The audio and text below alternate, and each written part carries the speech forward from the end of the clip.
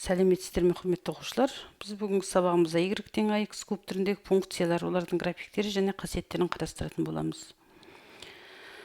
Y тең ax куб функциясы кубтық функция деп аталады. Бұл жерде айнымалы x-тің 3-ші дәрежесіне байланысты осылай аталған. Енді бірінші дербес жағдайдан бастап қарастырайық. А тең 1 болған кезде y тең x куб болады. Осының графигін салайық. Минус 2-нің кубы минус 8, кесте толтырамыз. Минус 1-дің кубы минус 1, 0-дің кубы 0, 1-дің кубы 1, 2-нің кубы 8. Енді осы нүктелерді координаталық жазықтықта белгілейік. Минус 2-де минус 8, минус 1-де 1, 1-де 1, 2-де 8. Енді осы нүктелерді қосып сызатын болсақ, мына екінші суреттегі қисық шығады. Бұл y тең x куб функциясының графигі. Енді a коэффициенті минус 1 болған кезде y тең минус x кубтың графигі қалай шығады екен, соны көрейік. Бұл жерде x кубтың алда минус таңба тұрғандықтан, мына жердегі шығып тұрған сандар y-тің мәндері қарама-қарсы таңбамен алынады. Минус 2-де 8, минус 1-де 1, 0-де 0, 1-де минус 1, 2-де минус 8. Енді осы нүктелерді координаталық жазықтықта белгілейік. Минус 2-де 8, минус 1-де 1, 0-де 0, 1-де минус 1, 2-де минус 8. Осы нүктелерді қосып,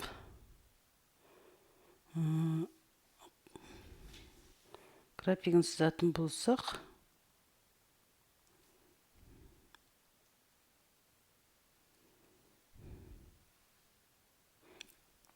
мына шыққан қызылмен сызылған сызығымыз біздің y тең минус x кубтың графигі.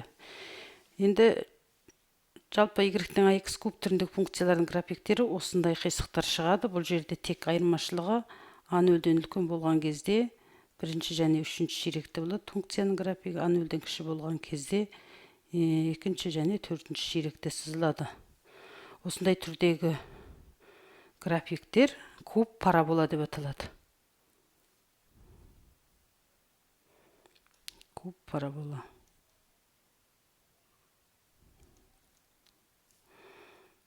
Енді осылардың қасиеттерін қарастырайық. Біз жаңа айттық.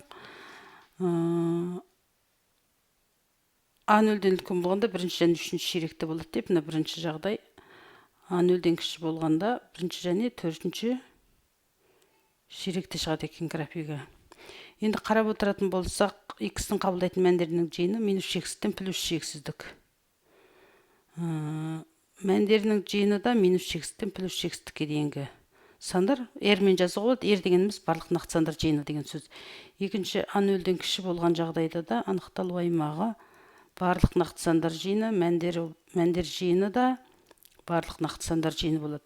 Нөлдері сан ақпасындағы бір ғана нүкте o эксөсін қиып өтеді. Ол 0-де 0 деген нүкте x тең 0 болған кезде функция y тең 0 деген мән қабылдайды. Екінші жағдайда сондай. Ал оң мән қабылдайтын аралығы ол функцияның графигінің o эксөсінің жоғарғы жағындағы бөлігі. Оған сәйкес келетін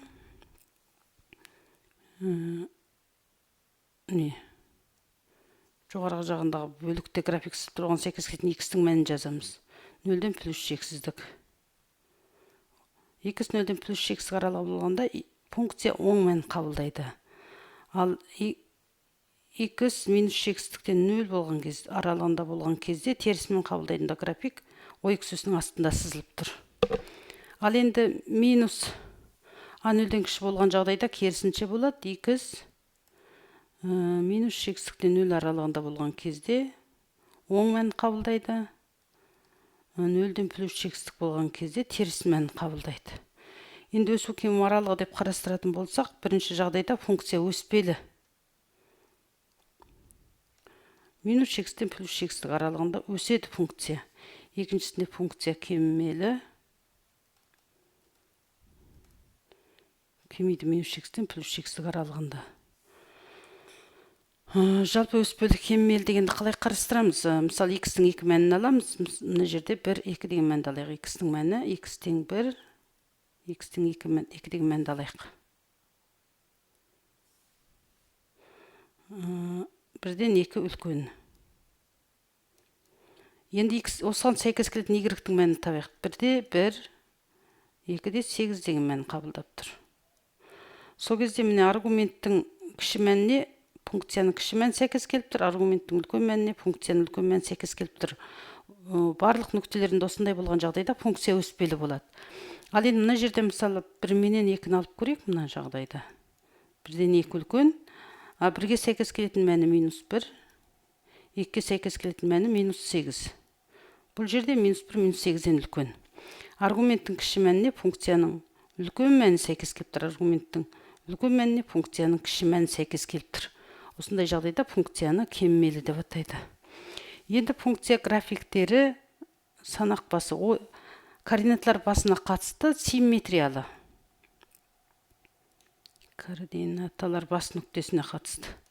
Координаттар басына қатысты. Баса дегеніміз нүкте ғой. Бұл дегеніміз 0-ден 0 нүктеге қатысты симметриялы орналасқан екеуінде де.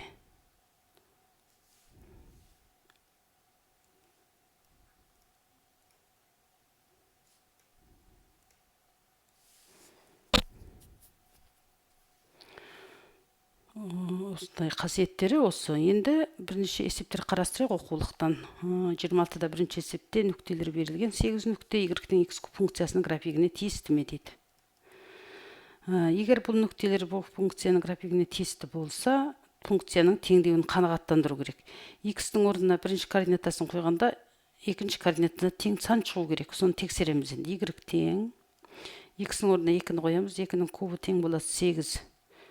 Екінші координата шығып тұрған жоқ. 8, 16-ға тең емес, онда, но тиісті емес.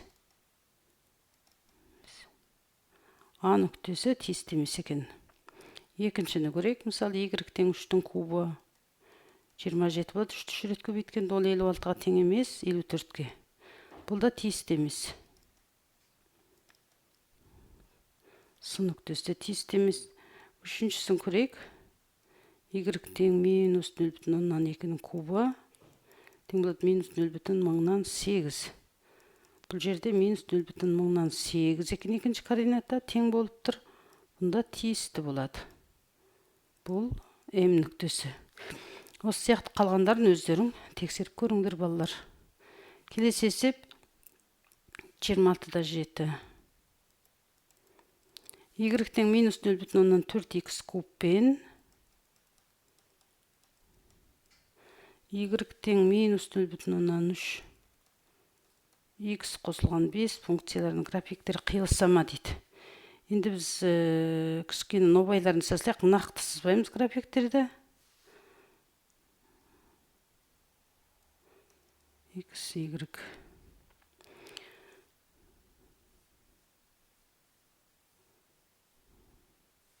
Мысалы, -0,4x куб деп жерде a -0,4-ге тең, -0,0-ден кіші.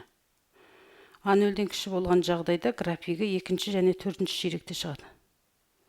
Жоқша мына сияқты нәрсе шығады, бұл графигі осы ұқсағанда. Мына сияқты.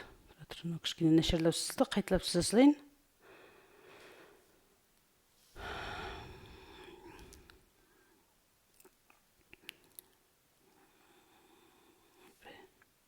Симметриялы сызылуға тест жарайды бүйтіп аламыз. Екінші және төртінші ширекте.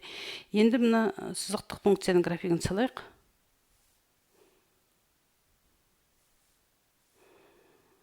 Ой күргөсін 5-те қиып өтеді. Ой күргөсін 1, 2, 3, 4, 5.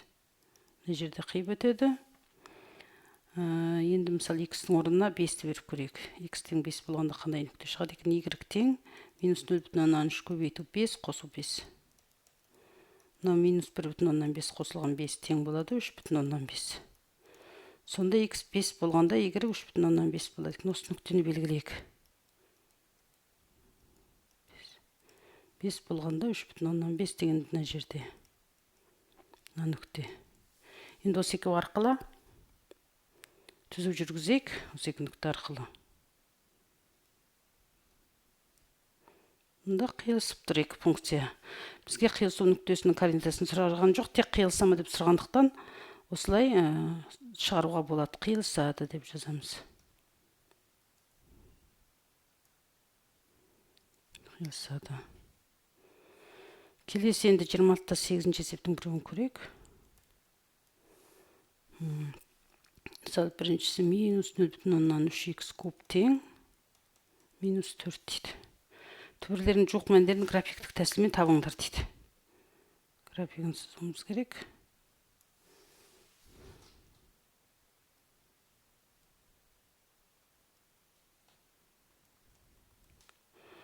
Біз былай аламыздан екі функция ретінде аламыз. Онда минус 0,3х куб деген бір функция, y тең минус 4 деген екінші функция. Осы екеуінің қиылысу нүктесін табуымыз керек. Y тең минус 4-іміз біздің мұнда.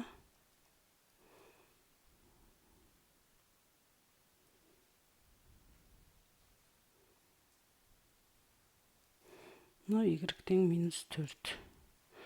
Енді y тең минус 0,3х куб 0-ден 0 болады.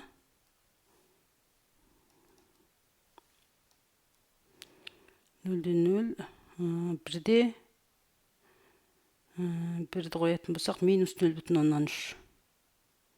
Бір маңайда деп ойлайық. 2-ні қойсақ, минус 2,4. 2-ні кубы 8-ді 0,3-ке көбейтсек, минус 2,4. Бір маңайда болады екен. 3-ті қоятын болса, мысалы, 3-ті қоятын болса, 3-тің кубы 27. 27-ні 0,3-ке көбейтсек, 7,1 дейді. 8,1. 3-те 8,1 дегеніміз, мұны жақта болады екен, енді ол сыймайды екен. Графикке жақсы, енді минус 1-ді алатын болсақ, минус 1-де плюс 0,3. Нұру маңайда болады. Минус 2-де плюс 2,4 болды. Минус 2,4 жерде плюс 2,3 жерде 3 бар. Екеуінің ортасына тамандау болады.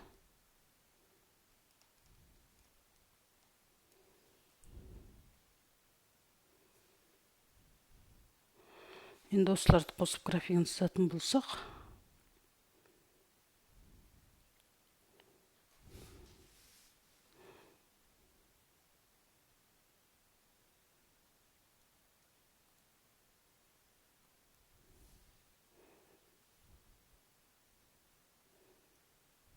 былай кетеді. Жерде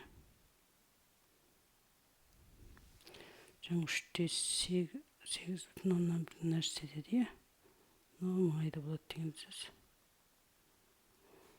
Сонда біз қиылысу нүктесін жоқ шамамен алатын болсақ, мысалы, мынау x тең 2,1 жоқ шамамен x тең 2,1 2 болса, y тең минус 4. Осындай нүктеде жоқ шамамен қиылысады екен. Келесі енді берілген функцияның y тең 2х куб функциясының аралықтардағы ең үлкен және ең кіші мәнін табыңдар дейді. Бір аралығын ғана табымыз, қалған өздеріңіз табыңыздар. Минус 2 мен 5-тің аралығы дейді. Бұл жерде x тең минус 2 деген сөз ең кіші мәні. Мұна өспелі функция болғандықтан минус 2 деген мәні үлкен болады. Y тең табамыз. 2 көбейтілген минус 2-ның 3 дәрежесі. Минус 8-ді 2 өтсе, минус 16. Бұл ең кіші мәні. Ең үлкен мәні x тең 5 болған кезде болады. Y тең 2 көбейтілген 5-тің кубы. 2 көбейтілген 5-тің кубы 125. 125-ді 2 көбейтсек, 250. Бұл ең үлкен мәні. Осы берілген аралықтағы функцияның ең кіші және ең үлкен мәндері осы мына 2,2. Мынау ең кіші мәні, 250 ең үлкен мәні екен. Осы сияқты қалған өздерің шығыңдар балалар. Жақсы, осыменен сабағымызды аяқтаймыз.